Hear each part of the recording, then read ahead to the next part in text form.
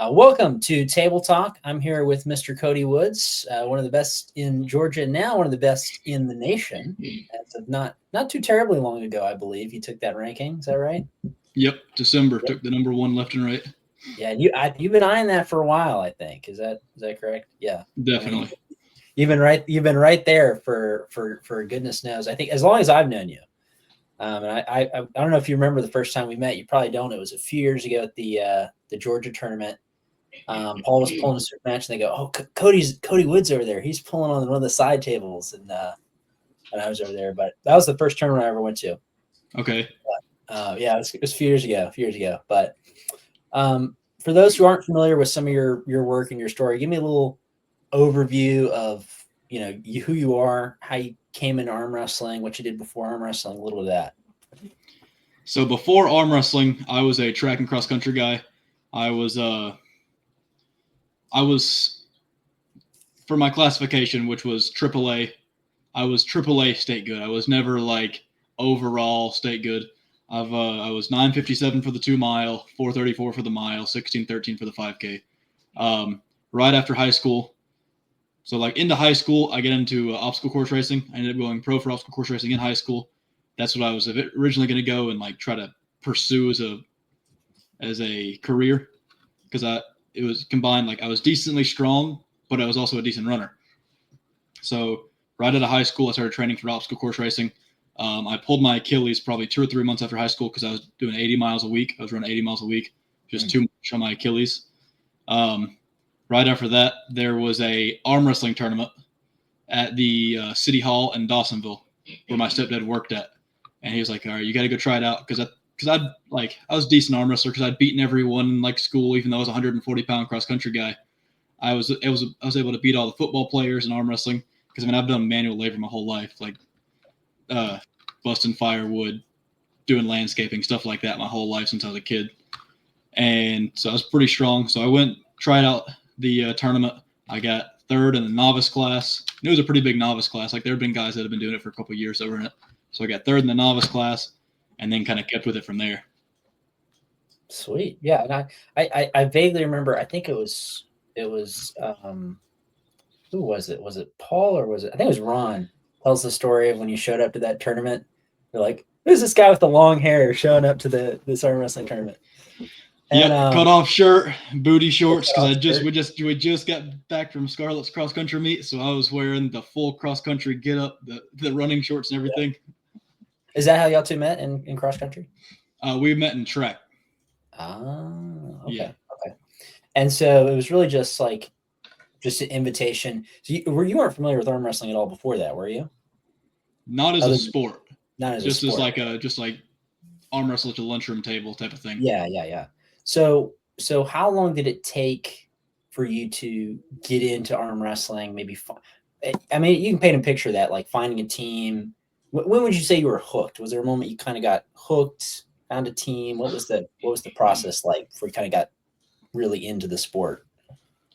So I tried it out at the tournament. I got third in the novice class, and then Joe Rogers, my stepdad started talking to Joe Rogers, and Joe Rogers was like, "Hey, we have a practice in Dawsonville, right up the road."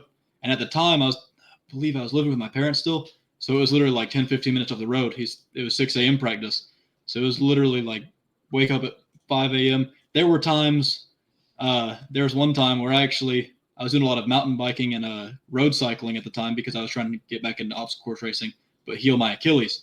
So I would actually mountain bike and road bike to practice at 5 in the morning, arm wrestle, and then bike home. Mm. Okay, and so And how? then there was a point where the second tournament I went to was Gold Rush, but they Okay, didn't have a weight class for me because like the first tournament I went to, the lightest weight class was 176, and I'm 140 pounds.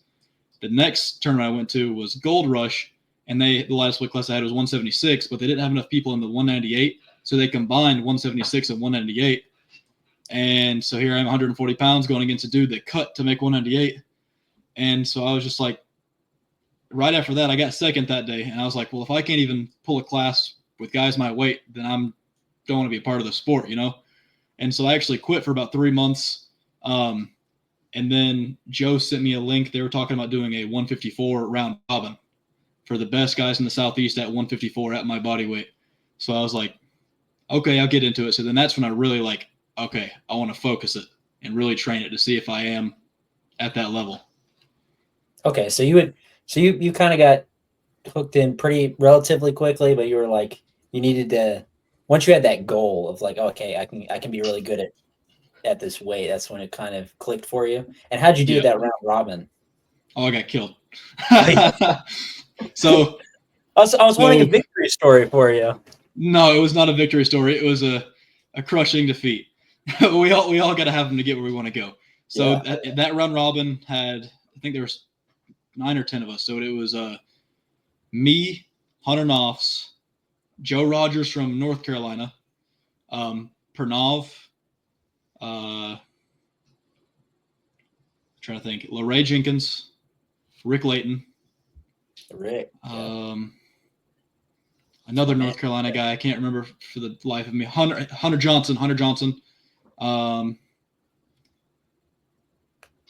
Corey Ruse, and there might have been one other. That might be it though, because I think 1 or 2 people had to drop out. I think my first round was Hunter Knopfs. He flashed the heck out of me. That was at the time I was the slowest guy in arm wrestling. Like if I won a match, it was ready to go. I caught here and then I brought back. He flashed the heck out of me. Second round was Dalton Mosley. He killed me. I started getting more and more warmed up because at the time, like I couldn't figure out how to handle that tendon shock. So it would literally take me like an hour to warm up. So I was in between rounds. I'm over there on the side table arm wrestling people just to try to warm up enough. So I think my first win was LaRae Jenkins, like round 6 or 7. Because I got a stop on Rick Layton that day. Then I got a stop on Corey Ruse. They adjusted, and then they ended up beating me. And then I finally got tired of losing. I slipped against LaRae Jenkins, went to the straps. I caught him, pinned him. Then I went to this, I think I pulled Pranav and then Hunter Johnson. So I won my last 3 rounds, but I lost everything else. Oh, hey, listen, Rick's my buddy now. I know he's good. He's he's one of those guys up in North Carolina. I think I'm gonna try to get him on here too to get an interview with him. I've known him for a while. He's been in the sport a long time. A lot of people don't know how long he's been pulling. He was real good back in the day. He's still good, but he used to be real good.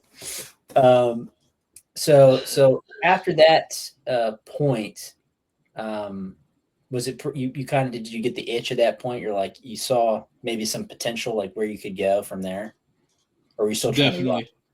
To I was still running off and on at that point. Just every time I would try to run, my Achilles would flare back up or something else. If it wasn't my Achilles, it was my IT band. If it wasn't my IT band, it was my knee. If it wasn't my knee, it was my hamstring. Like there's always something like that kept me from pursuing that. But after that, I just really started focusing on arm wrestling. I didn't really understand how to train for it too much. It was just kind of work out. So I just did like my calisthenic stuff, but it was so much more endurance based. Like it was nothing about it was strength based at all. It was all just circuit endurance. So I literally did like either a Murph or a half Murph every day for my training with a 60-pound vest. So I'd do like a half Murph or a full Murph with a 60-pound vest like every day. That was your arm wrestling training. That was my arm wrestling training. That's one way to do it. Man was not meant to run. That's my. So, I've tried running on multiple occasions. I'm gonna do running. I cannot. I just went and visited my grandmother, and she has run every day for over 40 years. Wow, that's awesome. Over a mile. She's 3rd in the world. That's awesome. She's 3rd in the world of most consecutive days running. They just had some ceremony for her, and she's got a placard. That's so cool. She's slowed down a little bit. She doesn't run full marathons anymore. She'll run half marathons now. Yeah, she ran over 1,000 miles last year, and it's on my bucket list to one day complete a marathon, an Ironman, and an ultra marathon. So it's on my bucket list. Ultras are no joke, but she's 84. No, that's insane. she's we joke around about her because she's really unique. But I'm not a big runner. Not a big runner. I just loved it because it pushes you mentally more yeah. than any other sport. I've done a lot of sports, and I don't see any other sport out there that is harder on you mentally. Because I mean, at the end of the day, like say you're fighting someone like boxing or MMA, something like it's kind of like a survival instinct. Like you're fighting to stay alive in a way. With running, it's you versus you. Like you can stop at any point, and nothing is stopping you from quitting except for your own mental state. So when it's like 95 degrees, you get blisters, your toes are bleeding, your toenails are like. I ran to the point where my toenails would blood blister and just fall off. And so when you get to that point, like everything's going bad, you're still 6 miles out from the house, and you just got to keep doing it until you get back. Yeah, yeah. So, but so you saw your potential after that kind of tournament. Your training. When did you really see the fruits of that? I mean, what was your kind of breakout? What was your breakout moment? I had tournaments where I had decent wins. Like there was one tournament where Dalton, Duncan, and Hunter Knopf had a super match. It was I think it was PAF finals, and that's actually my only win on Hunter that day. So I actually beat Jackson Lothanor that day. I had a win on Hunter Knopf that day. Given Hunter had a super match, it's not the same as Fresh v Fresh. Right. Dalton Mosley, I got my win on Dalton. I pulled 2 classes, so I had a decent amount of wins that day. But leading up to that, there were so many tournaments where I went 0-4, 0-6, 0-8, 1-8. Like there were so many times where I'm like, okay, I'm good. I'm going to go and tear stuff up. And then I just get absolutely smoked. And I'm like, should I even be in this sport? Is this really for me? But I mean, I guess if you don't really contemplate why you're in the sport, at least occasionally, like you're really an arm wrestler. Yeah. So, I mean, has that drive changed at all over time? I mean, what was your original aspiration? Did you kind of like, I want to be number one, or did you have a certain, what was your goal at that point? So what I do is I always set a really high goal, and then I set goals leading up to it. So like I set the goal pretty early on if I want to be a world champion, but leading up to that, I just said, I want to beat this guy in practice, or I want to beat this guy in the Southeast, and so on and so forth. Because I knew it was a smaller sport, so I was like, hey, if I can get top of the Southeast, then I'll be getting somewhere. If I can get top next, then I'll be getting somewhere. I think it really, really struck me when Corey Ruse, he called me out for a super match after the 154 round robin, and I don't know if this is his intention, but I really think he realized that I was coming up, and it was kind of like the changing of the guard, because he wanted the next 154 guy to get his shot to really show the world who the next up-and-comer was. And so we pulled at Pull the Mountains, I believe my second or third year in the sport. I ended up winning that match 3-0. And then I think that's one of the moments where it really just like clicked for me. Okay. And talk a little bit, about your competing goals recently. I mean, we can talk a little bit about if you want to talk about maybe Knuckles Up. I know you shared some thoughts on that a little bit, and then maybe even we'll talk a little bit about East versus West, some of these matches you got coming up. Is there anything you want to share on those?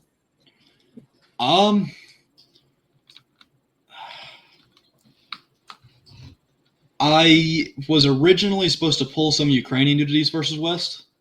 Right. He wasn't able to get his visa in time, so I ended up pulling Joseph. So I'm going to be pulling Joseph. Mm-hmm.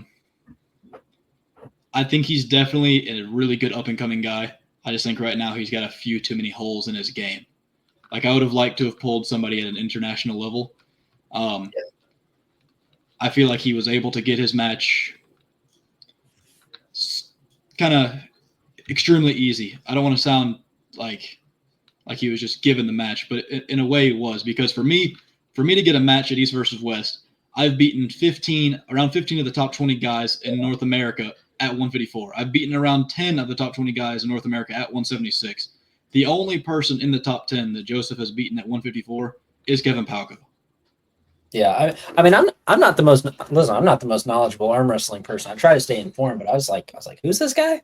I mean, I just was not familiar at all with his game, and I think a lot of attention goes to the super heavyweights. I'm a lighter guy. I like to focus on the lighter classes. Anyone who's been seeing the lighter classes would have seen any of your matches. They're going to know Hunter.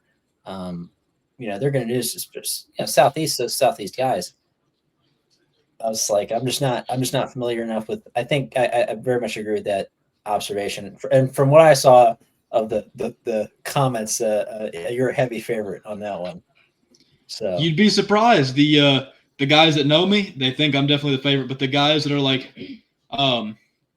a lot of the North Americans that are like Matt Mask and a couple of those guys, they really don't know who I am, even though I do have a pretty solid resume at this point. They think Joseph's going to end up winning that match, which, I mean, if I was to willingly go inside and let him get fully on my bicep, that might be something that could happen.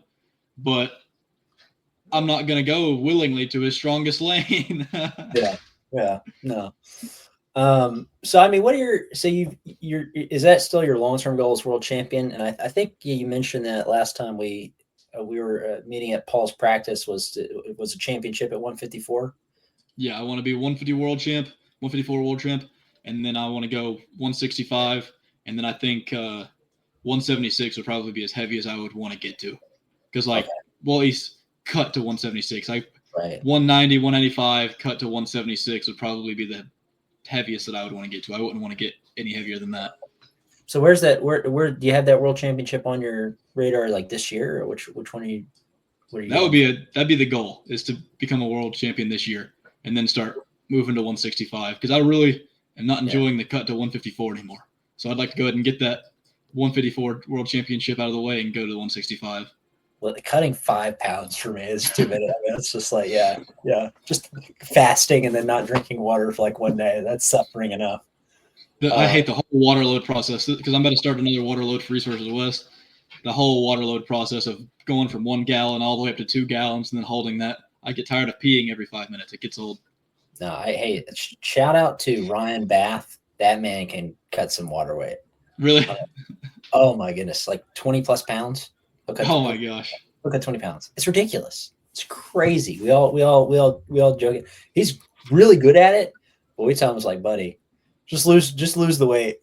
Just like lose the weight and walk around that weight. So what is the actual world championship that you would want to compete at? East versus West. So so at WAF, I think it's Azat Stapyan or something I can't pronounce his last name. He was the WAF world champion in 2024, if I'm not mistaken, maybe 2023. He pulled Daniel Ustinov, who was the 165 WAF world champion, but they met at 154. He was able to make the weight to 154. Apparently, it was a really rough cut, from what I've heard, for him. He ended up winning that match like 4-2 or 4-3 or 3-2. It was a really, really good match.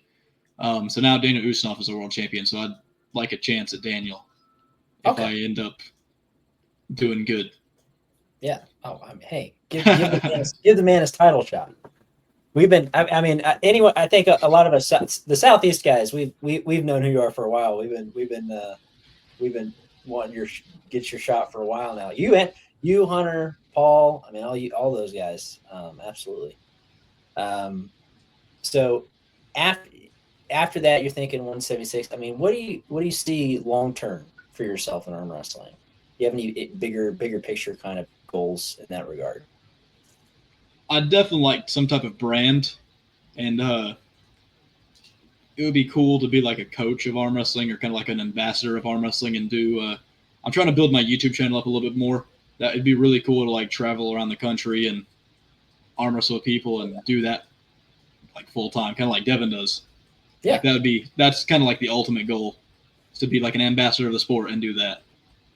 Yeah, I've been talking with Paul this year, and that's one of my goals is I don't ever see myself necessarily becoming a world champion. I like being as good as I can be, but I see my skill sets in doing things like interviews and filming to some extent, and so that's my thing. So one of the connections I've made recently, Alan Fisher. I'm trying to get an interview with Alan Fisher. We met through a very interesting set of circumstances, so I'm trying to get him on here. But I just think there's a lot of fascinating stories in arm wrestling to tell. And my hope is to tell as many of them as I can. So, Yeah. yeah. I want to talk a little bit about training and diet, because I think this is I have a lot of questions in this regard, because from my perspective, you have you got a lot of unique takes on training, a lot of discipline in your training. So just give me an overview. What is your big picture approach to training for arm wrestling? I'm a calisthenics guy, so I'm gonna live and die by calisthenics. Yeah. I think since pull-ups are such a good compound movement for everything really, but it translates to arm wrestling so well, because when you're doing a pull-up, you get your lat drag, you get brachioradialis strength for top rolling, you get your chop strength. Like when you're doing wide grip pull-ups, you don't realize it, but you're doing kind of this on your wide grip pull-up. You're getting a lot of pinky strength. You get when I do my pull-ups, I make sure that I have a semi false grip. So like this is full false grip, this is semi false grip. I always make sure that I have a semi false grip, because this is kind of like here to here is usually what you can get away with in a tournament. So then all your strength, ready, go, you get from the pull-up bar. Because when I'm doing pull-ups with 200 plus pounds added, my body weight plus 200 plus pounds, like it's a lot of weight trying to crack back your wrists and flatten out your wrists. So you do get really strong hands just from doing that. I think one thing that separates me is I train a lot of full range of motion. Like almost everything I train is full range of motion, where a lot of guys, they only train here. And and for that reason, like when I'm pulling them when pulling guys in tournaments, like if they separate from here to here, they lose 30-40% strength, and then their arm isn't as strong as it was the rest of the day. Like their arm's gone. They lost 20% power just from being separated. We're like, if I get separated to there, I'm still just as strong from here to there, and then I haven't lost any power, since that's the range that I train in. I obviously I think that tight range of motion has its place for just like sheer power, but I think training full range of motion also has its place. Oh, sure. Yeah. No, for me, at the level I'm at, I'm either going to win or I'm going to get flashed. I just half reps all day. That's a, I mix in some variety. I always try to do variety, but Ron Bath always said pull-ups would be, if he had one exercise he would do, it'd be pull-ups. Is that just always what you've done, or and you just see it working for you, or is that something like, how did you develop that philosophy? Is that just preference? Is that just, I've always loved calisthenics. Like since I've been a runner, I started calisthenics because like when you're a young dumb teenager, you don't realize how to really train. So when I started calisthenics, it was because I wanted to get really strong, but I didn't want to get bulky. Because when you don't know how to train, the idea is, oh, if I use weights, I might get bulky. So like I wanted calisthenics to develop crazy strength without getting to the size with it. And so that's kind of like the goal. But then once I started seeing how well it translated to the table, how well like my strength was, it was like, okay, well, this is clearly working. So I just kept with it from there. Okay. So do you use any weights at all? I mean, I obviously use weights when you're doing weighted pull-ups, but I mean, is there any lifting you do, bands, anything at all, or is it exclusively calisthenics? I occasionally do some hammer curls. I've had wrist injuries. I love supinated curls, but for the last 3 years, I've had so many wrist injuries that I haven't been able to do supinated curls in about 3 years. And for those that don't know, my supinated curl strength is significantly stronger than my hammer curl, like significantly stronger. Even when I first started, I was able to rep 100 pounds supinated, but I really struggled to do like 70, 80 pounds hammer curl, like clean. Like I'm not talking about like jerk, I'm talking like just real slow and clean. And it's taken me a long time to get my hammer curl even close to where my supinated curl is, even without being able to train my supinated curl. But just a couple weeks ago, my wrist is finally healthy enough to where I can start training supinated curls again. I do train pronation. I'll use a band sometimes. I'll use free weight sometimes. Honestly, a lot of my riser work comes from just doing heavy hammer curls, because it's always trying to crack your riser down. Because when you start messing with heavier weights, it's always trying to crack your riser. So a lot of the times on my hammer curl workouts, my riser fails before my bicep. And like, okay. Yeah. my riser's not bad. Like I've got a pretty elite riser because not the Devon lift. I don't like the Devon lift. I think it's BS. Where you do the full wrap and then you put it like here over the knuckle. Not that lift, but just grabbing the strap straight down here. I've done 80 pounds clean on my right at parallel. So like I have a strong riser, but when you start really repping like 80, 90 pounds, that riser starts slowly cracking down. Yeah. Yeah. The riser, that's a rough lift. That's when your wrist like when you get the pop on your wrist, you're like, Yeah. oh yeah, yeah. Okay, so you do mix in a little bit, but it's pretty much. I mean, it's just calisthenics. Yeah, it's like 90% calisthenics. Yeah. Okay. And you do pretty. You were mentioning we were talking a little bit before. How do you like to set up your splits? Do you have a particular variety philosophy? Like I like West Side barbell. That's kind of how I try to structure my trainings. What method do you kind of go for? So usually what I do is I've got my table time Sunday and Wednesday typically. So those are my trainings on that day. It's just table time Sunday and Wednesday. Monday is kind of what I like. It's like my 9x6 day, like today. So that's what I call my like light day or threshold work day. Tuesday is my circuit, like light circuit. When I say light circuit, it's usually anywhere from 130 pounds to 180 pounds starting weight on pull-ups and dips. Then Wednesday is table time. Thursday is my heavy day, so it's like a 9x3, anywhere from like 180 to I might try 215 this coming week. And then Friday is my heavy circuit day. And then depending on how everything feels, I'll throw something else in there. Like if something feels good, I'll go ahead and add that in. If something, And then Saturday is what I like to call my cross training day, because I like to do a lot of outdoor activities like rock climbing, kayaking, mountain biking, dirt biking. And so I'll throw one of those in because all of those work something that does translate to arm wrestling. Like dirt biking, you'll absolutely destroy your hands if you're riding hard single track. So I use that as kind of like its own hand and wrist day. It's like your hand and wrist will be fried, your shoulders will be fried, your triceps will be fried, your core will be fried. So you do work out something hard. Like when I'm riding, I burn anywhere from 700 to 1,000 calories an hour just riding. So you're getting a full workout even if it's not working out. Okay, so you build up. Saturday is sort of a little bit lighter, but still, variety. Okay. Yeah. What are some of the biggest things you've learned that changed the way you train for the better? I mean, what were some big breakthroughs that because you mentioned, I mean, you started training that, one way, and then, you've developed it. What were some of those breakthroughs you're like, okay, this is something that works great for me. This is something that doesn't work. What were some of those breakthroughs you had?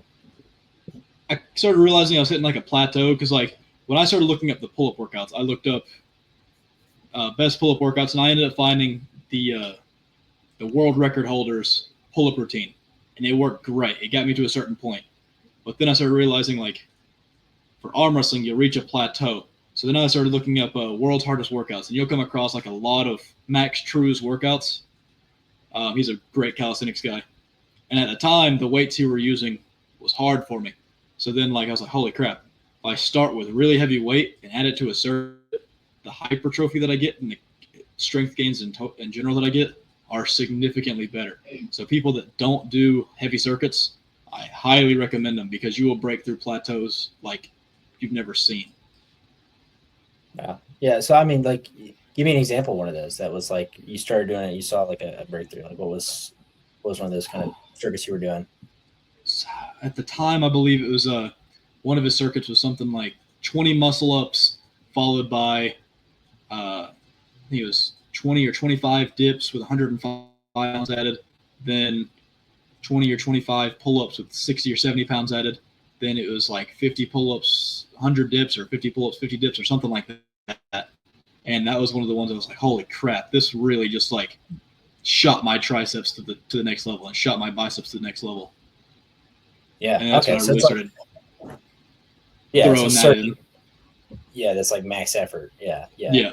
For time. So like you can really tell you don't ever have to like do a max and shock your CNS, but you can be shooting for a better time, and you can see, okay, my time is improving, so I know my strength is improving, or I can do more reps this way, so I know my strength's improving.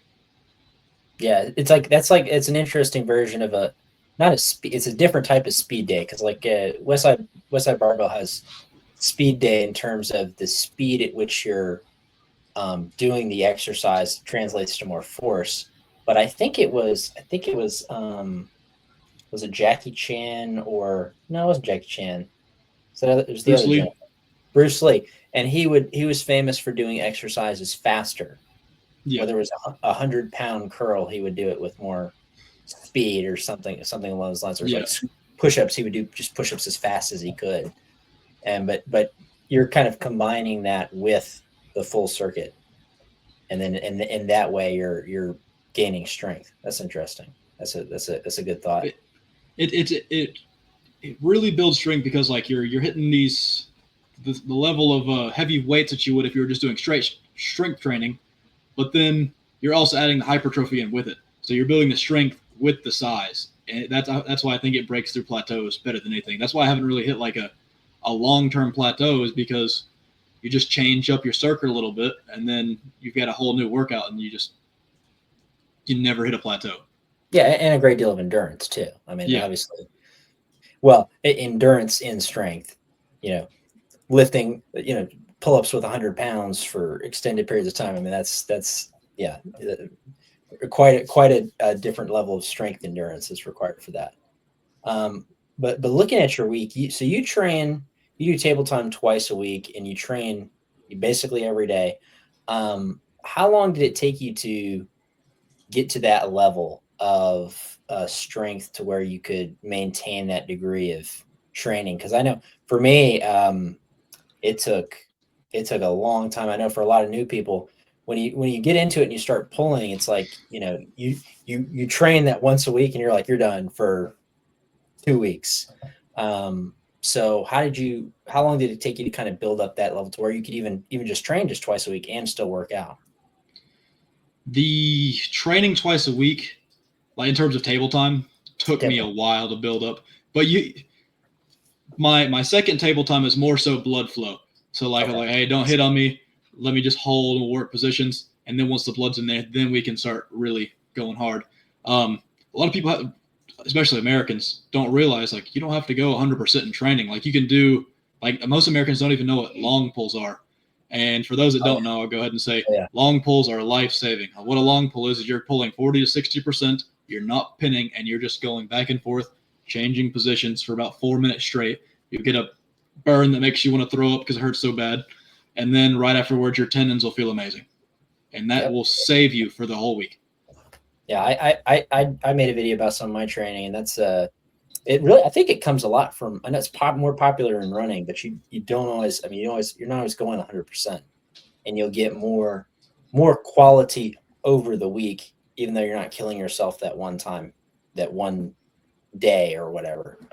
So that's good. Yeah, I think blood flow training the second time. And so is Sunday your kind of your big tabletime day, or is Wednesday your big training day? Sunday is my hard day.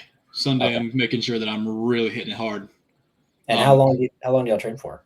so typically, what I'll do is I'll go to Josh Ellison's house, and I'll pull with Ron and Josh, and we'll pull for about 2.5 hours, and I'll go directly from their practice to Rockmart, and I'll pull with those guys for another 2.5 hours. So I get some really just hitting into walls, working with the big boys, and then I go work more endurance stuff and like what whatever I have left in the gas tank, I just work it all out with those guys. Okay. Okay.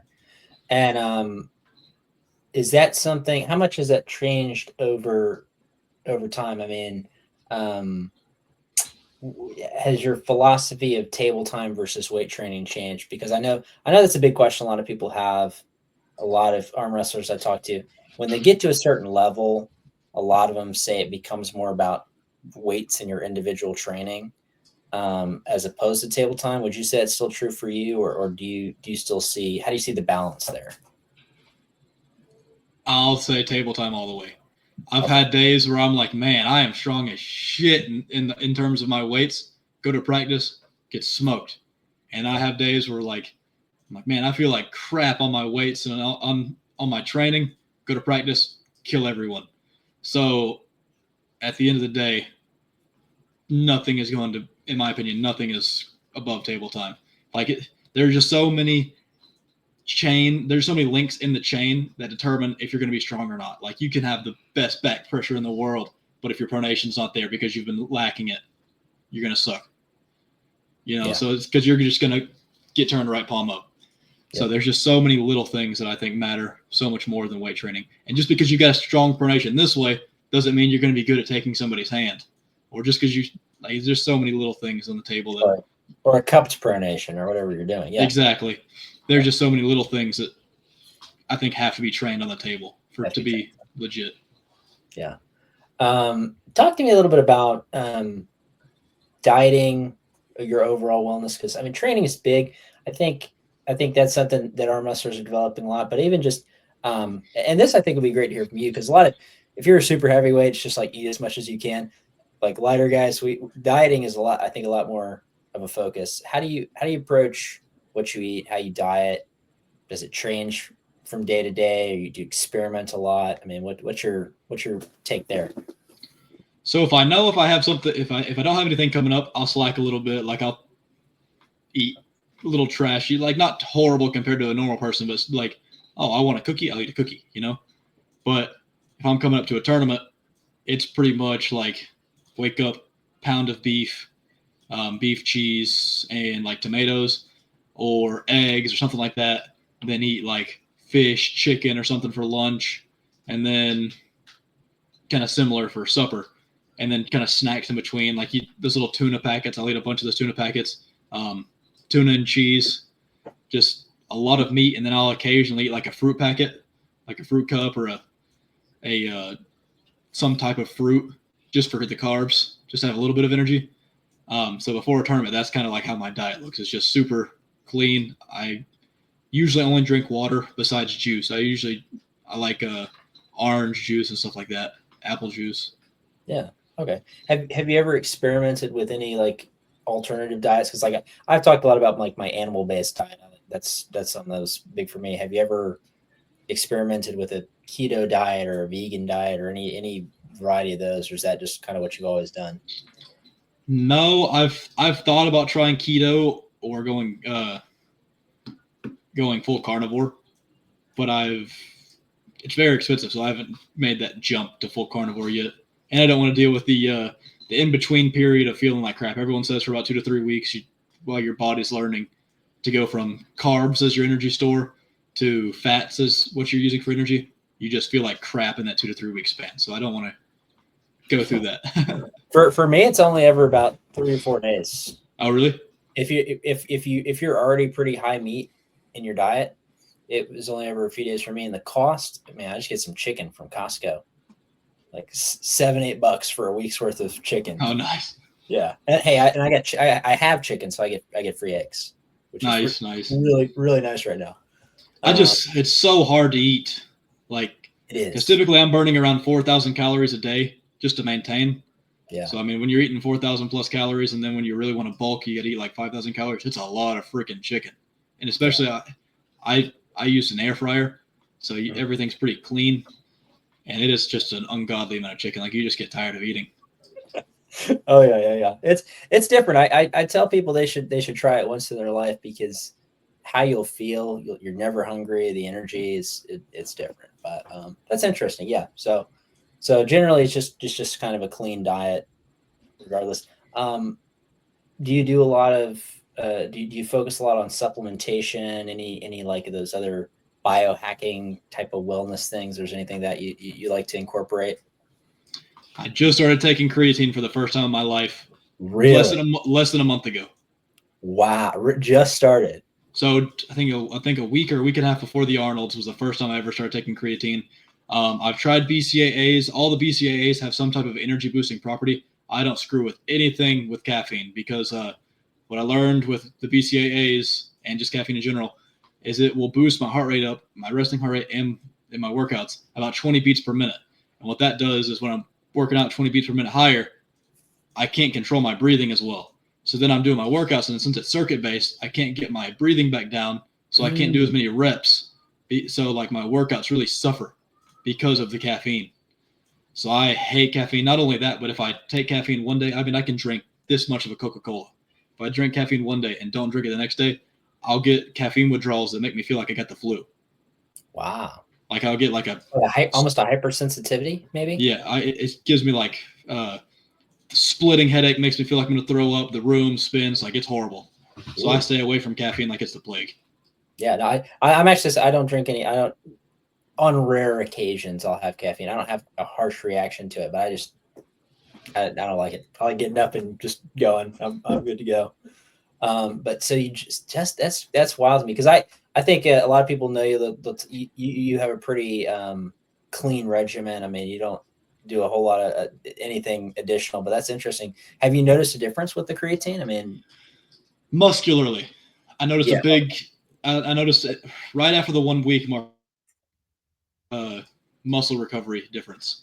I think that I started taking collagen, I think 2 or 3 years ago, and I think that was the biggest jump that I had, was the jump from not taking collagen to taking collagen, and just feeling like that tendon recovery was amazing. I've taken BPC 157 for injuries. I don't take it unless I've got an injury. So I had a rotator injury, and it hurt me for about a year and a half. Had a wrist injury, so I took BPC 157 to heal that. But as far as like any type of steroids or anything like that, I've never touched any of that. Yeah, the BPC, I've heard some marvelous stuff about that. I mean, it healed my rotator in a couple weeks. My wrist, it never fixed my wrist. I took it for a couple months for my wrist, and I mean, here we are 1 year later, and it's still only at 80-90%. So whether that be because I think my wrist might have just been too far gone. Like it was probably on the verge of being fully torn, and then it was just too far gone for the BPC to really heal it. But besides that, it's healed basically every other injury. Like normal tendon pain, if you take BPC, it'll heal all that. But I don't need any help with regular pain. I want help healing injuries. So I don't care about that. Yeah. Have you ever, I mean, do you have any strong thoughts on like stem cell? Have you ever? Oh man, I would love to take some. If I had the money, I would absolutely take stem cells. That's your first partnership deal you want right there. Yeah. Anybody watch this video, please, God, I've got so many tweaks and injuries that I would love fixed. Okay. So I mean, do you deal a lot with injuries? Is that something that comes up a lot? The wrist injury here, that's been bothering me for right at a year now, because Hunter Noss hurt it first round in that round robin, 176 round robin last year in March. My rotators are actually feeling pretty decent now. I think besides my wrist right now, I'm decently healthy. There's a little bit of a twinge in my lat. I plan to rehab that once this East versus West is over. So I've still got to build up heavy to make sure everything is super tight. But then after that, I'm going to go back down, weigh and try to rehab it. But I've been plagued with injuries. Like, I think it really started. I mean, the whole reason I started top rolling was because of injuries. Like, that's the only reason I started top rolling. I hurt my left wrist like a couple months into practice. That's the original reason I started hooking, because I was a top roller when I very first started. So I started hooking, realized, oh, wow, I'm better at this than I am top rolling. And then eventually hurt this, I think it's your TFCC, hurt this in Keystones like 3 years ago. This was injured for about a year and a half. Right as soon as this heals, hurt that. Man, it's like you just tweaking stuff all over. So it's not even been like as you've gotten a certain strength point where you're strong enough to hurt yourself. You just kind of always had those tweaks and so on. Or has it gotten worse? I think a big problem of it is like my body's so used to working out. So then when I do take a day or two off and then go straight back into hitting harder than I've ever hit before in a tournament, that shocks it enough to cause injury. Because this was causing a tournament and this was causing a tournament. The rotator injury that I had on my right, that was just ego pulling in practice. You know, it was one of those days where you're like, man, I feel super good. And then you pull a guy that you know you should beat. And then you're like, no, I can't let him beat me. And then he pulls you outside your shoulder too much. And that's what caused my rotator injury, pulling dumb. So. Okay. So, I mean, do you, when you go into tournaments, do you pull cold or do you warm up? No, I try to warm up good. But the problem with Keystones when I injured this is it went from 97 degrees up there, 93 degrees up there the first day to like 40 degrees in the morning because it was outside and like 55 or 60 as the high. So like by the time I competed, it was only like 50, 55 degrees, and it was cold outside. So there was no way to warm up enough that day. Okay. Yeah, for whatever reason, I have been able to avoid injuries. I've had a minor tweak on my wrist for like 3 or 4 weeks. That's the worst I've ever had. I don't know. My theory was always I'm not strong enough to hurt myself. That's what I like to say. But I've always been relatively injury resistant my whole life. So it's interesting to see different people's like. I always wonder if it's sort of a genetic thing or just if you get to a certain strength level and you can it's easier to injure yourself if you're moving that much weight. Well, I always had the issue with track and cross country too. Like it was Yeah. either my hamstring or my IT band or something. Like there was always something that was tweaked. Maybe it's because I don't do enough rehab work. I mean, I'm sure everybody can do more rehab work, but maybe it's because I didn't do enough rehab work. It's always plagued me. So is that something? Do you have a approach on resolving those issues, or how do you approach rehab and recovery then? Once it's healthy enough to do rehab and recovery, like now I can finally start doing rehab and recovery, because there was a long time where like I couldn't wrist curl with this, I couldn't cup without pain, I couldn't bust my wrist back without pain, I couldn't chop without pain, and I couldn't rise without pain. So I literally had to go stiff wrist and just flat wrist pronation. That was the only position I could pull on the table for like 3 months. Like it genuinely was the most excruciating pain just to wipe my ass because how screwed up it was for like 3 months. But now I'm starting to rehab it. So I'm going to do a lot more, since everything is here in arm wrestling, I'm going to do a lot more here in arm wrestling to try to heal and try to keep everything from getting injured before it's too late. So that's it. You brought that up because that reminds me of something I've talked about with Trevin before. Do you focus a lot on and I think you do. I think, I mean, doing a lot of your heavy dips, how much do you focus on the antagonistic exercises as opposed to just the arm wrestling? Because there's pull-ups and then pushing out as opposed to pulling in. Do you really focus on balancing those out? For a long time, I didn't. Now I do.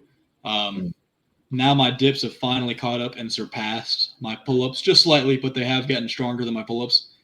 But I think there's more so stuff this way than this way that matters for rehabbing that stuff.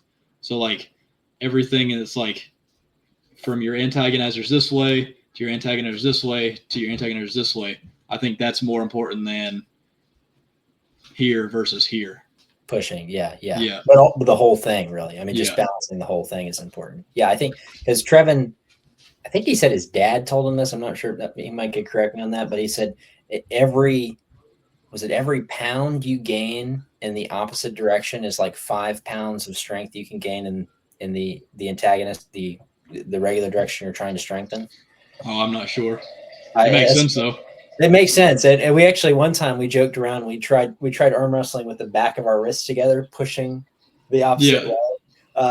But yeah, I think that's an excellent way to, prevent injury. Prevent injury and gain strength. Yeah. We joke because Michael Goss, you can tell he trains a lot of the external rotation, and when he does the reverse pulls like that, it is insane how strong he is in that position. So we always joke like, yeah, you're just really good at getting your hand slapped to the pad. You're just great at losing. You're really great at losing. Yeah, he's a bad dude. I remember the first time I met him, and I think he was the number 176. He was high up there. I can't remember. Yeah, is he still number one? I believe so. Yeah. Yeah, he's great. But so thinking about competing a little bit more in general, you've pulled. I think would you how long was it before you started pulling a lot of these round robins and super matches? It sounds like you got into that pretty quickly as opposed to tournament pulling. Yeah, a little bit of both.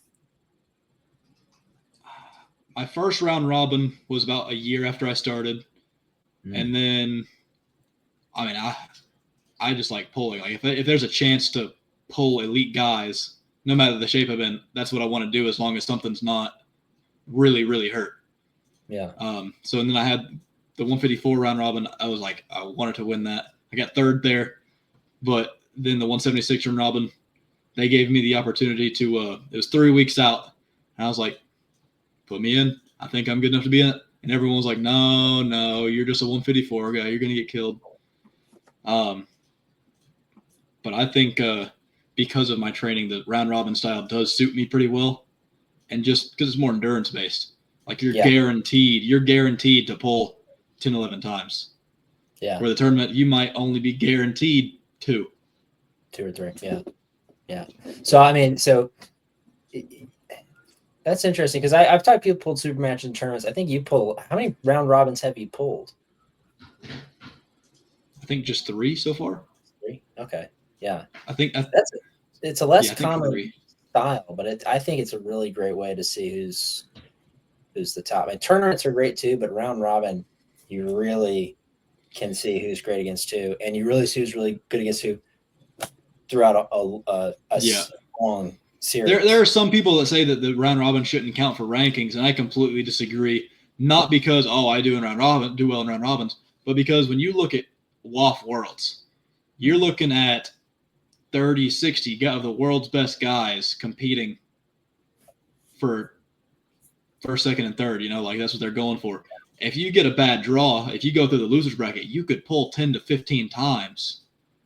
So what's the difference between pulling 10, 15 times in a tournament and pulling 10 to 15 times in a round robin? Nothing. So I mean, I think if WAF Worlds counts for rankings, then a round robin should count for rankings. That's interesting. Yeah. I certainly understand why people say one way or the other. I mean, this is the way it's been versus whatever. But yeah, I think so. Is that your preference? I mean, do you have a preference for that? Do you like super matches the best? Do you like tournaments the best? Is there one you like or the other?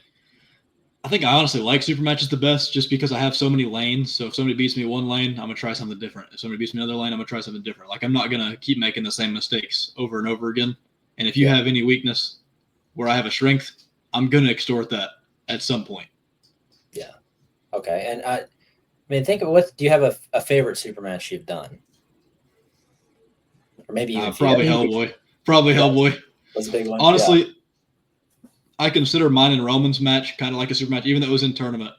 It was kind of like a super match because I mean, it was pretty clear that it was just me and Roman battling in that tournament, and I mean a 90-second war, and then it was about a 40-50-second war, an elbow foul, a reset, another 40-50-second war, and then we pulled again a couple minutes later in the finals. So it kind of simulated a super match because of how many times we reset. I think we reset like 3 or 4 times. So it was basically a super match. Yeah. Okay. Yeah, I have yet to pull super match. I've yet to pull really? Super match. Yeah. I mean, I'm just here. I'm just here to make videos, man. I'm a YouTube arm wrestler. I don't have to be good at arm wrestling. Call someone out for Georgia rankings. Well, I live right on the border now. I'm in South Carolina. So, I mean, I practiced in Georgia. I lived in Georgia for 7 years. I'm like 5 minutes from the border, but I'm not technically in Georgia anymore. Call somebody out in the South Carolina rankings. Go to the Carolina Chaos group. Oh, gosh. I'd rather not die. I've talked to them. I would absolutely love to go to that practice, and I plan on to. It's always on Sunday, though, so it'd be a tough get up there. But have you ever gripped a hold of Chad Silver's hands? Have you ever shook Chad Silver's hand? Oh no, my gosh! I've only briefly met him one time. I don't even think we had words. I got to film. It was like my second tournament, and I was still kind of new to the YouTube thing. But Ike basically vouched for me, and he was like, "Hey, Adam Warsinski." He was pulling Paul Talbot at the South Carolina tournament a few years ago, and they're like, "Hey, can you get up on the stage and film it?" And so it's one of the first videos I got to make, and I had a microphone on the ref, and so I was like super happy. I was like film some good audio where you could hear them talking and stuff, and so I was excited about the audio, and I released the video, and everyone was like, "You used 2 cameras, you went back and forth." They were just blown away that I was like, "Oh, I like the audio," but that's the first time I got to kind of meet with Adam and get in that world, and I didn't know. I mean, I was so new. I had no idea who any of these guys were. And I look back in the video and you see Chad Silvers in the back. I'm like, oh shoot, there he is. You know. Yeah, he's got the like most gargantuan, just man of a thumb you've ever felt. It's just disgusting. Like it's a chicken wing. He's got the chicken wing. It's like a softball with sandpaper wrapped around it. That's crazy. Have you heard the story that the time he degloved the guy's thumb? No. So the story goes they were in a tournament and there was this guy. He was like just a construction worker type of guy. So he had real calloused hands, and they went to pull, and the guy went to like slip. Well, Chad's not about that. He grabbed that guy's thumb and just ripped it out and totally ripped the skin off his thumb. Just degloved his thumb. I'd believe it because his thumbs, I'd imagine as thick as they are, have to have some type of ridiculous power with them. Oh yeah, yeah. I mean, for me, gripping up with anyone is like gripping up with a giant hand because my hands are so small. I feel that. I can never reach the back of anyone's hands. We were talking about that in my training the other day. I always low grip to stop a top roll, and they're like, "Why don't you grab higher up on the back of their palm?" And it's like I can't do anything because my hand's always reaching here. I can't get to the back of their hand. Yeah, so I'm in a similar boat. That's why you notice like I'm so fingertip dominant. So I put the fingers there, block through that top knuckle, and really focus on cupping through the top knuckle. With Hellboy, that wasn't quite as much of an option because his hand is so big. So big, yeah. Yeah. His hand, I was literally grabbing like here on his hand, and he is grabbing to there on my hand just because his hands. Like when I went to shake his hand, there was no this. It was nice to meet you, sir. Yeah. That's how I feel every time I shake someone's hand. I can't reach the back. I can't even. Yeah. Yeah. I was talking to Paul when the interview I did with Paul, and he talked about when he pulled Jeff Dabe, and he is talking about that experience because I mean Jeff Dabe's even bigger, and he said, yeah. He said he trained with holding on to like really big things when he was training to like do that. Did you do anything like that when you were training for Hellboy? Like fat grips, anything in your pull-ups, anything special? I've got a different stance on that than most people. So my stance is, if you want strong wrists, train wrists. If you want strong fingers, train fingers. And you translate it to the table. So instead of when you're training with a really thick handle, you're only mediocrely training wrists and mediocrely training fingers, where you could be training fingertips like on a hangboard, rock climbing hangboard, as your primary, and then training your wrist with something with a thin handle. So I have a whole different thought process on hand and wrist training. So you do, I mean, because you're not doing any like arm wrestling handles, right? So you're doing just as hyper specific a fingertip workout and hyper specific a wrist workout as you can, right? Mine do that too. Okay. My wrist was the 2 weeks before Hellboy was the first time I got to pull in a hook for over 10 months because of the wrist injury. So I hadn't got to train besides like the couple weeks leading up was the only time I'd gotten to train any type of hand or wrist or anything like that before Hellboy or before the last 10 months. So my fingertips weren't quite where they could have been, but they got a little bit of work. One workout I've been enjoying lately is it's 777. Jace gave it to you. You probably met Jace, haven't you? Tall rock climber. I think maybe. He always low hands, real long hand, tall. But he gave me the workout 777. 176. Oh, okay. No. I'm not ringing a bell. But it's 7 seconds on, 7 seconds off for 7 sets. And basically what I'll do is I'll do like somebody will pronate into my fingertips like this as hard as possible. So I'll be containing here. Don't use the pinky. So I'll just hold here for 7 seconds as hard as possible while they're just back pressuring and pronating as hard as they can through your fingertips. Go do that 777, and then you'll switch to chop, and then you'll go chop through the pinky as hard as you can 777, and that has been it's been a game changer the last couple of weeks for fingertip gains. And you do that on the table. You're taking like a principle from a rock climb workout and then just doing it on the table. And do you do that mostly on your blood flow days or your main practice days? I'll actually do those on my blood flow days because like when I'm doing my really heavy days, the focus is strength everywhere else. because not too many people are going to be opening up my fingers. And if it is, it's kind of like they're not shocking the fingers. They're just kind of pulling through them, or they're pulling through the wrist. But the goal for the blood flow day at the end of them is once you get the blood in there, then you can really work your fingertips hard and your wrist hard. Okay.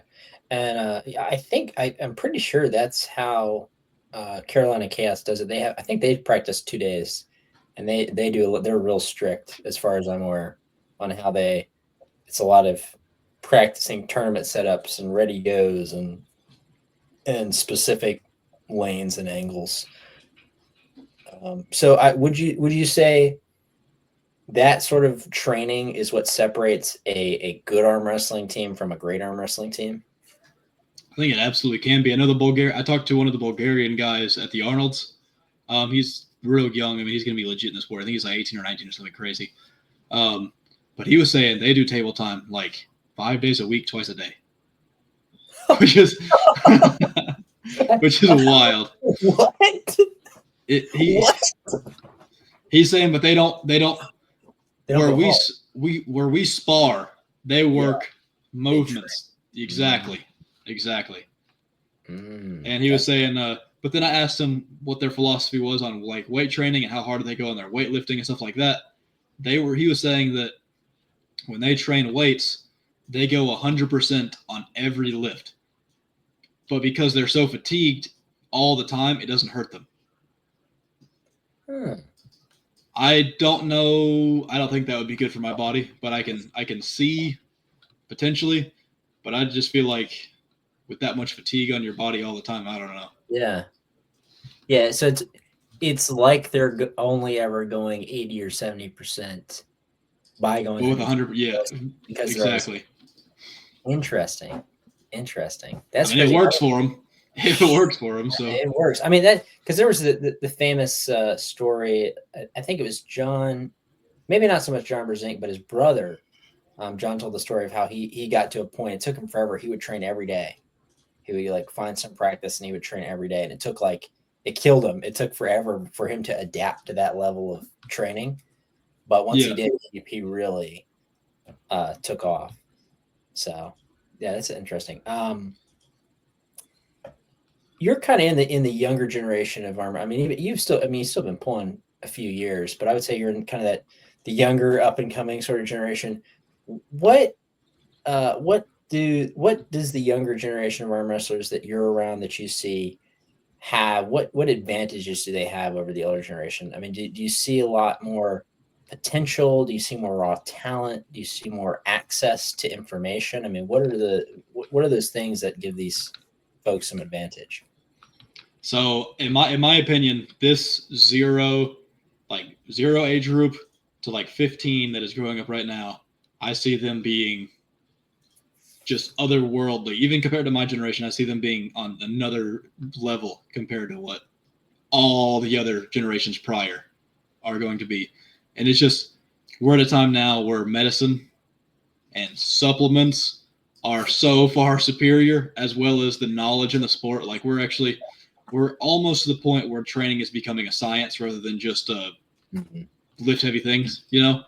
Yeah. And I think because of that, they've got so much information out there that it's going to be crazy when they actually start training. Because a lot of the guys that we've been pulling with, they say they've actually been training for arm wrestling for a couple of years, but they've never been on a table. So like they've been doing all the Devon lifts and all the lifts, but they've just never been on a table. They've been watching from afar. They've always wanted to get into the sport, but they didn't know who to contact or how to get into it. That was me. Access is even in the Southeast. I was like just super into it, and I was just like going to the gym and trying to do my best version of an arm wrestling workout that I could for like 2 years. See, before I found a club. Yeah. And so, I mean, how do you see? I mean, what would you say is the way to bring access to the sport then to some of those people?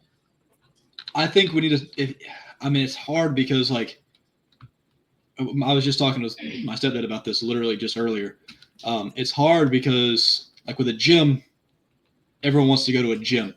And if you want to like find out somebody that works out near you, you look up a gym and you go to a gym and you work out with somebody that's going to work out similarly to you. But with arm wrestling, You look up arm wrestlers near me on Google, and nothing pops up. Where then you got to go to like Facebook or Instagram. Nothing's going to pop up on Instagram. You got to find specific groups. If you look up just arm wrestling groups near me, you're probably still not going to find anything on Facebook. You have to know the specific names of these Facebook groups to even find anyone to arm wrestle with. So I think we need to make like maybe Google ads to the clubs or Instagram ads or better Facebook groups to where anybody can search like just Georgia arm wrestling, South Carolina arm wrestling, just that way people can actually find these groups.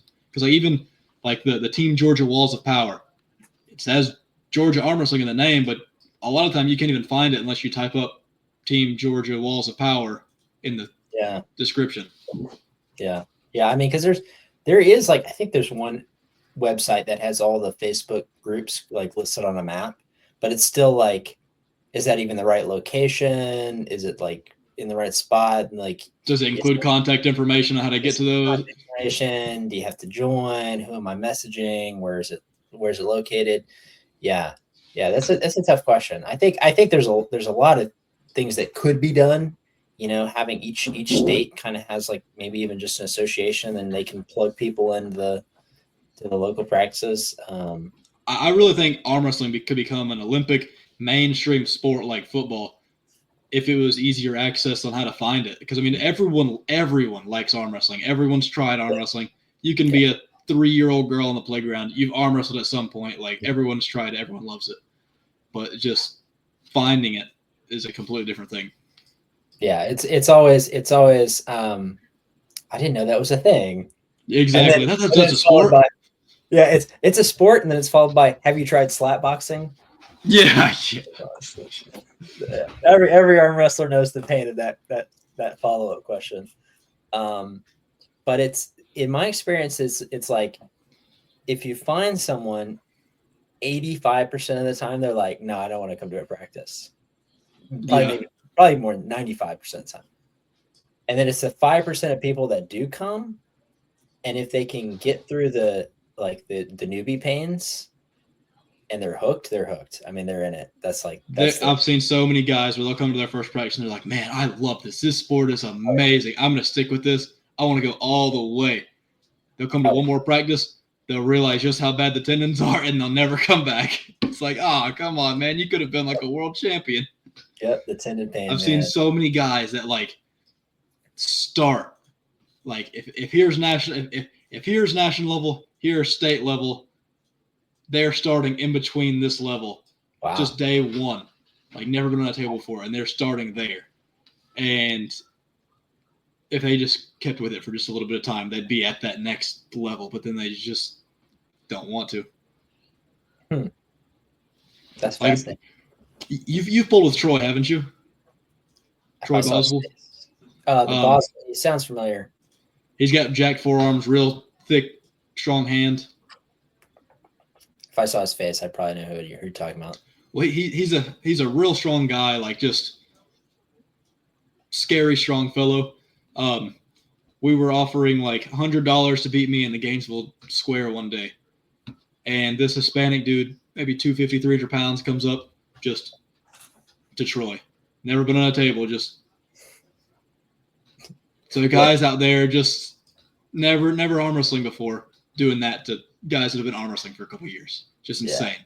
Yeah. That's how I feel. I always we have this guy come to practice, and I think he plans on coming back. He had some health issues. He's 6'8" or 6'9", 260, like a lean, just. And he did like strongman or powerlifting, and it was like the first practice, I was already struggling with him. The first practice, and the second practice, I just had nothing for him. I mean, it's just that's how it always happens, man. The new guy comes, and I'm like, oh, great, somebody I can beat up on. And then the second practice, because they're always coming in. They're like 200 pounds. They got like 40 pounds on me or something. Yeah. So this is one of my favorite questions. You probably pulled in a lot of different places. Would you say there's something special about like the Southeast arm wrestling, and maybe even in particular Georgia arm wrestling? I think the guys down here are just stronger. Like I'll be like when I got nationally ranked for the first time, I beat some of the guys up north. I wasn't even I was like top 5 barely in the Southeast, and then I might have been top 3. It was either top 5 or top 3, something around You were there. top 3 for a long time. And then but I went up north for the second time, because I did really bad the first time I went up north. But at that point, I'd just barely broken into the top 10. But anyway, so I go up north and I become 8th or 9th up there in North America, because I beat some of those guys. But I cannot tell you how many 154 guys that I've pulled off the street that were stronger than the nationally ranked guys that were up north. And people call me a liar all the time for saying that. But I have pulled guys stronger than those guys up there off the street that have never arm wrestled before. Just 154 guys, not big boys, just cock strong 154 guys. Yeah, I always the northern guy. I've got a lot of haters up there from the northern guys because I've told them the same thing. Hey, but it is the truth, and I don't know if it's the water or what, but it's because I do a lot of those beat Goku or beat me, win $100 just because like if somebody's not doing practice, I'll go do that, and then I'll arm wrestle, do that for practice. And you meet some freaks. And so I've pulled a lot of guys out there that are just on that cusp of national rankings that would have beaten those guys then without ever being on a table. Wow. Yeah. I always see them talk trash, the northern folks. They hate me. They hate me. Y'all ain't eating your Wheaties. That's what I'm saying. You ain't eating your Wheaties. I mean, that's what it is. Cornbread, son. Shoot, I might even be able to beat some of those guys. That's saying something. No, I genuinely think so. Like if our guys went up north, we would win most of the tournaments. I think I've had this idea. I need to run it by some people. I want to have even just a simple promotion. Just do something like, because there's always. I mean, you've talked about this. We were kind of talking about it a little bit earlier. The drama in promotions with people. I think it'd be great to do something in the South, and instead of East versus West, we'll do North versus South. Okay, we'll just. It's my brilliant name, totally original. North versus South, yeah. And then if they want to talk trash, they can show up, prove it. They should have realized that the South's built different with how we've done in all the round robins. Because I mean, in the 154 round robin, Hunter first, me third, so 2 of the top 3. In the 176 round robin, Hunter, Dalton, me, so first, second, and third, all from the South. In the 198 round robin, Craig Touye, Robbie Russell, Adam Rositzky, first, second, third, all from the South. In the 220 round robin, I think Andre Shark won. He's from Florida. I can't remember who got second and third, but I believe Ryan Ballinger was third or fourth, if I'm not mistaken. I think he might have been fourth. So 2 of the top 4 from the South. And this is the best round robin in the country with all the best guys in North America, and the South has dominated every single one of them. And really, I mean, really, just the Southeast. Yeah, just the Southeast. Yeah, I mean, yeah, just cut off our little corner. We're gonna. Well, I mean, do you have a theory on why that is? I mean, I know Georgia has had some real legends. There's been some real legends that come out of Georgia. I mean, do you think that's part of it, or what do you think? Do you have any theory on why that is? I don't know. They got soft hands up north. That's a great theory. That's a great theory. They like to lotion up their hands before they touch their boyfriends. I don't know. I'm getting canceled right now. Hey, this is table talk. Anything goes. Hey, I don't get paid doing this. What do you mean? Get canceled? No, I really do think there's something about the Appalachian Mountains that just breeds like cock strong rednecks that are just insanely strong for no reason at all besides they're just gifted. Like you got genetics. Yeah. I mean, I don't know what it is. Yeah, I've always thought maybe it's like just it's been more visible in the South, like for a longer time. Like maybe there's just a better quality. But it could also just be a bigger emphasis on sports in general. I mean, the Southeast in football.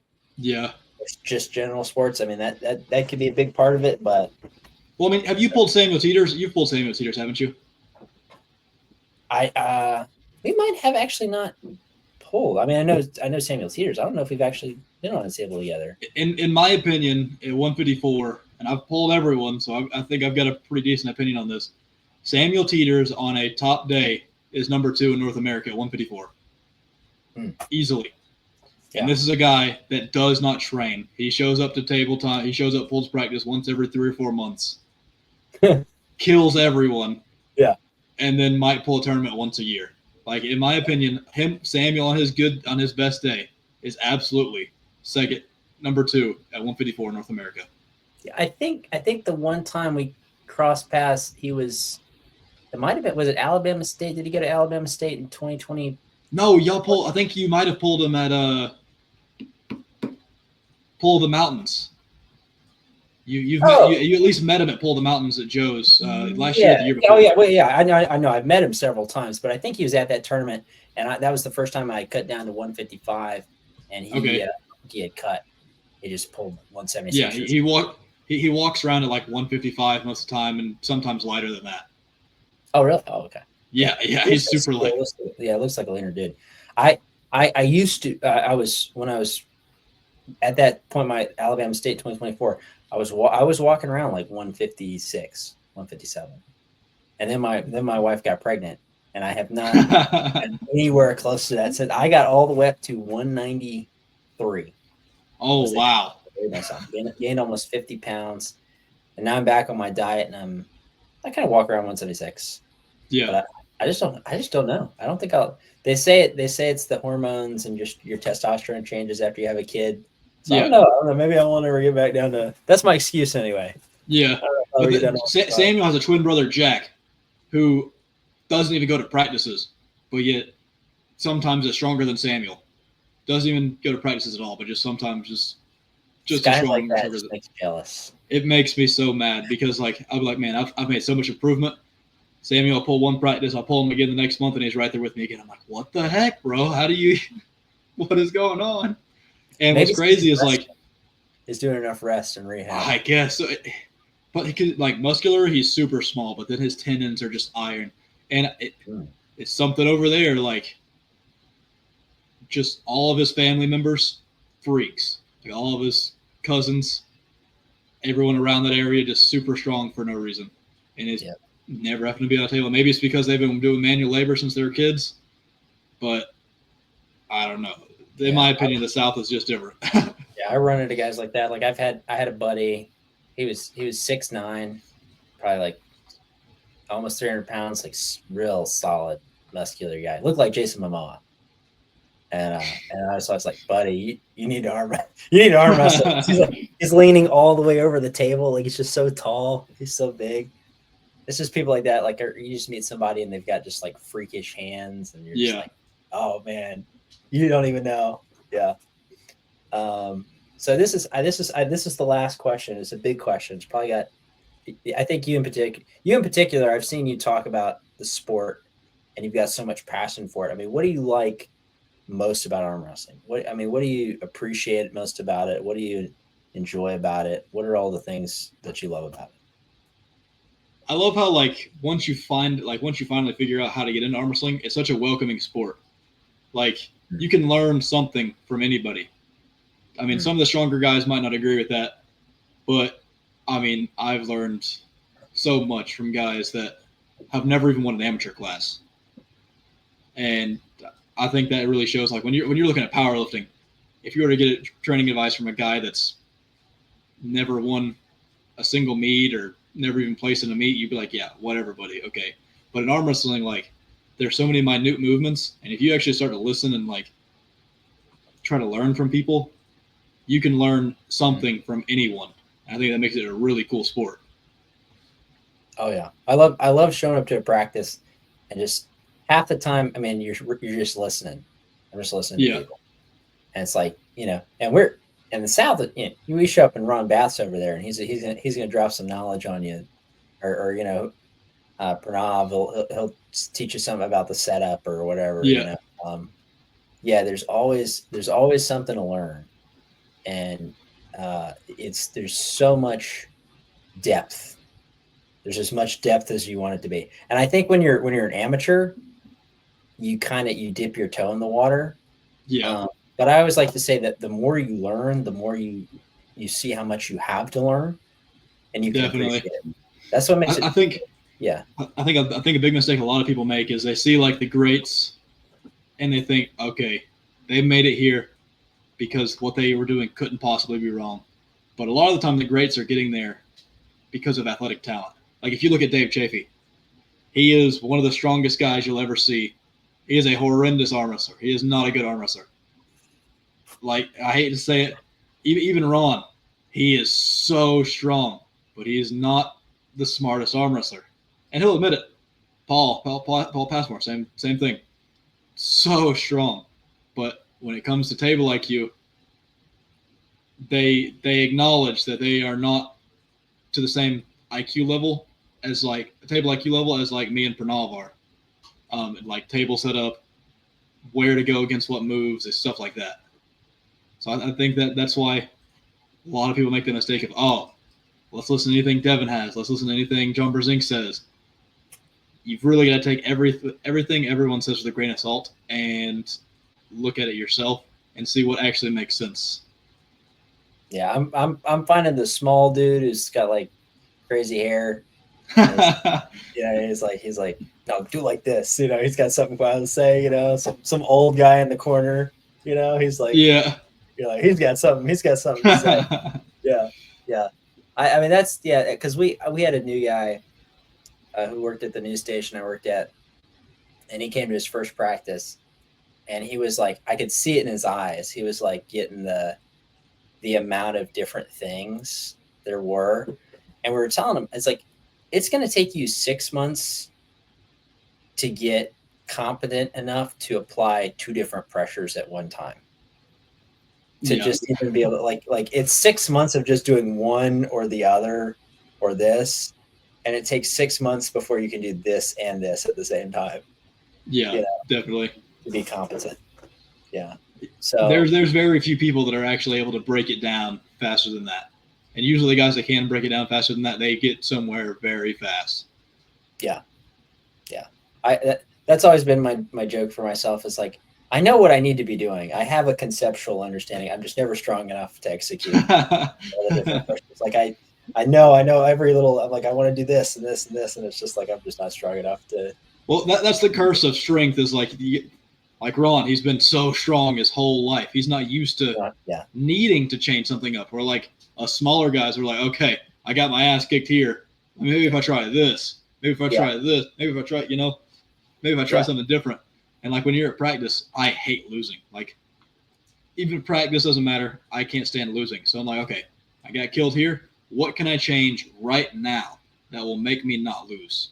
And so I really got versatile because of injuries and because of the want to not continuously get my ass kicked. Yeah, I mean, because I'm smaller. I don't have anybody my size of practice. Everybody, well, Chris he's closer-ish. He's dropped down a little bit of weight, but most of the guys are just bigger than me. So I'm always pulling Trevin. I'm pulling Ike. I'm pulling Jordan. And so it's always been I've always just gotten my cup really strong because I spent the first year trying not to get pulled off the pad constantly. So I got this, and then I finally was like, oh, I'm just good in the hook. Okay, I'll just do that, Yeah. And so I got this I grew up with somebody my own size. I'm like, oh, this is wonderful. Okay, yes, Deal with a normal hand size. That's what I'm most excited for about my match is going from Hellboy's hand in a match to Joseph's hand, and I believe Joseph's hand might be smaller than yours. Really? I would be shocked. He's got tiny hands. Like I'm pretty sure his hand's the same size as Scarlett's. Oh man, I want to do some measurements on my hands. I just want to compare smallest arm wrestling hands. mine's 7.5 from wrist to fingertip.